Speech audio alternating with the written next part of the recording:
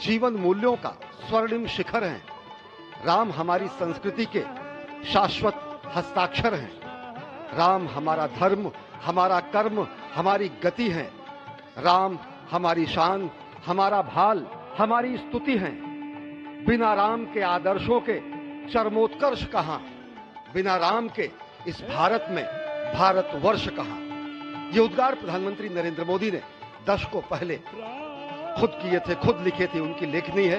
तो निश्चित तौर से प्रभु श्री राम, मर्यादा पुरुषोत्तम श्री राम, सनातन संस्कृति के प्रतीक राम, सत्य शाश्वत सनातन प्रभु श्री राम, भारत के आत्म तत्व श्री राम, जब आज उनका अयोध्या में ही वनवास समाप्त हुआ है, तो यह क्षण पूरे देश, पूरी दुनिया और पूरी मानवता के लिए विलक्षण है। इस वक्त आप समझिए अयोध्या धराधाम में जो उपस्थित हैं शरीर से, उनको कितने आनंद की अनुभूति हो रही होगी, क्योंकि भगवान श्री राम स्वयं आनंद के सिंधु हैं। उनकी एक बिंदु से कोटि कोटि ब्रह्मांड आनंद के सागर में निमग्न हो जाते हैं। उनके नाम में ही र आ म में अग्नि, सूर्य और चंद्रमा के तत्व के रूप में अमृत की वर्षा होती है। और वही श्री राम आज फिर से प्रतिष्ठित हो रहे हैं जन जन में, मन मन में।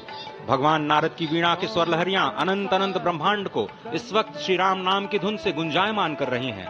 भगवान श्री राम के आराध्य सखा और सबसे बड़े प्रेमी भगवान शिव शंकर अपने डमरू की नाद से तीनों लोगों को आनंदित करते हुए दिखाई दे रहे हैं।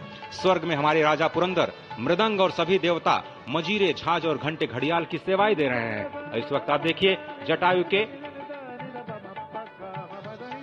चरणों में पुष्पांजलि अर्पित करते हुए नरेंद्र मोदी, और वह जटायु जिन्होंने त्रेता युग में जब रावण ने माता सीता का हरण किया, तो एक योद्धा के रूप में, एक वीरव्रती के रूप में, एक राम के भक्त और अनन्य जीव के रूप में उन्होंने रावण का सामना किया।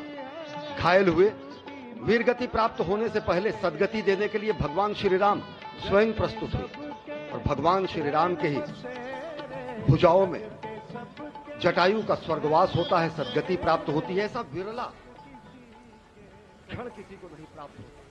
त्रेता युग में एक पक्षी को भी आप देख सकते हैं इस वक्त राम जन्मभूमि मंदिर पर, जो मंदिर है उसके पास जो कुबेर टीला है, वहां पर प्रधानमंत्री नरेंद्र मोदी ने जो एक मंदिर है, कामेश्वर महादेव का जो एक पुराना मंदिर है, इसका जीर्णोद्धार राम मंदिर ट्रस्ट नहीं करवाया है, पहले से ये मंदिर यहाँ पर मौजूद था, उस मंदिर में पूजा अर्चना की है।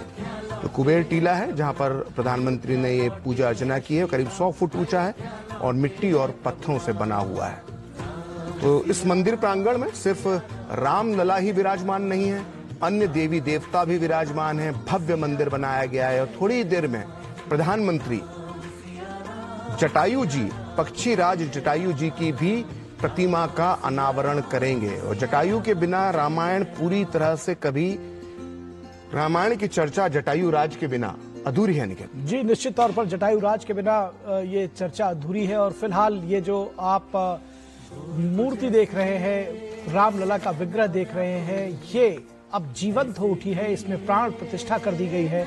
और आज का दिन बेहद महत्वपूर्ण रहा है, ऐतिहासिक रहा है। और प्रधानमंत्री नरेंद्र मोदी अभी भी इस परिसर में, अगर कहा जाए तो अयोध्या धाम और ये जो प्रतिमा है, इसको आप देखेंगे तो इसमें बाल तत्व भी है, देव तत्व भी है और राजकुमार की छवि भी है। जी, निश्चित तौर पर बेहद सौम्य मुद्रा, बाल मुद्रा जो है भगवान श्री रामलला की इसमें नजर आती है। जी, निश्चित तौर पर। और ये सबके मन को मोहने वाली है, मन को हरने वाली है। और जिस तरह से आज प्रधानमंत्री ने अपने भाषण में कहा कि सदियों की प्रतीक्षा के बाद हमारे राम आ गए हैं, सदियों की अभूतपूर्व त्याग, बलिदान और तपस्या के बाद हमारे राम आ गए हैं। तो निश्चित तौर पर हमारे राम आ गए हैं और उसके साथ ही साथ हमारे राष्ट्र के स्व की चेतना भी लौटी है प्रधानमंत्री के शब्दों में। और उसके साथ ही साथ कुछ संकल्प भी लिए गए हैं आज इस राम मंदिर परिसर से, इस प्रांगण से। और भगवान राम के सामने वो सौगंध ली गई है विकसित भारत बनाने की। ये इस बात की सौगंध ली गई है कि अब परिश्रम की पराकाष्ठा करेंगे और ये जो समय है यही उत्तम समय है, यही सही समय है और इस समय को खाली नहीं जाने देंगे।